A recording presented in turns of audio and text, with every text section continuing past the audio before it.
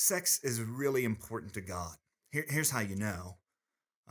Because the Bible spends an awful lot of time not only talking about the fact that God gave sexuality to human beings. We read about it at the very beginning of the story in Genesis 2.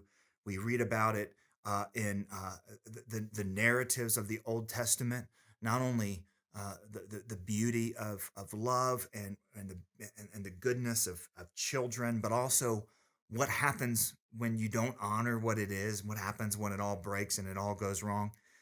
And then you get to the Song of Solomon, which is this wonderful description of what C.S. Lewis would call Eros, the erotic love, which is a good gift from God.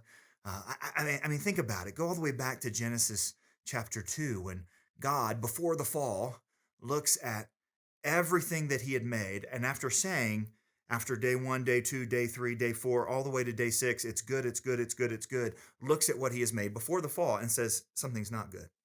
It's not good that man is alone. Why? Well, because God had told him to reproduce, and he can't do that by himself. And you might remember in Genesis 2, it says he needed a suitable helper. And then he names all the animals and doesn't find a suitable helper. And so God gives him one, puts him to sleep, takes the rib. You know the story.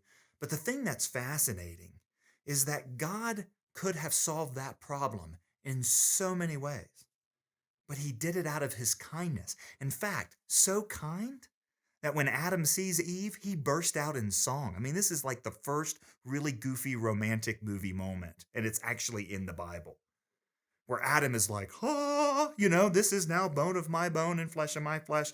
It's something about God's kindness. Years ago, I was writing a book on marriage, and I was thinking about these sorts of things, and a movie came on that was really popular at one point in human history called Gremlins. If you don't know that movie, it's about a dad who buys this really, really weird little creature called a mogwai for his kid, and the guy who sold it to him says, there's three rules. You don't feed it after midnight because then it turns into a gremlin. Spoiler alert, that's what happens. You don't give it bright light because it hurts it, and you don't get it wet. Why? Because if you get it wet, it reproduces. Spoiler alert, not only do they make it a gremlin, they get it wet.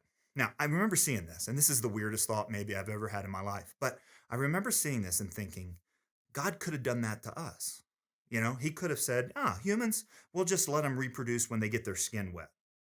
Wouldn't that change some things in the world, right? I mean, suddenly raincoats are very, very important items that everyone should have, things like that. He didn't. He did it instead by taking two human beings and making them one. It's so intense that when Paul is talking about sin in the New Testament, he says something really interesting. He says, if you sin, you sin. But if you sin sexually, you sin against your own body. What a powerful, profound thing.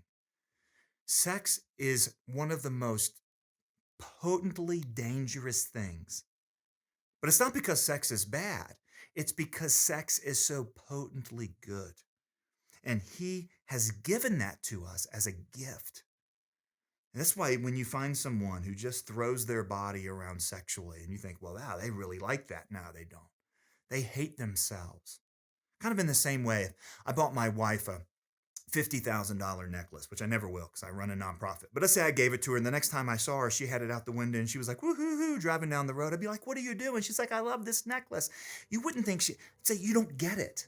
And that's what we see in our culture. When people throw themselves around sexually, it's not because they love it, it's because they don't get it. And maybe even they hate it or they hate themselves.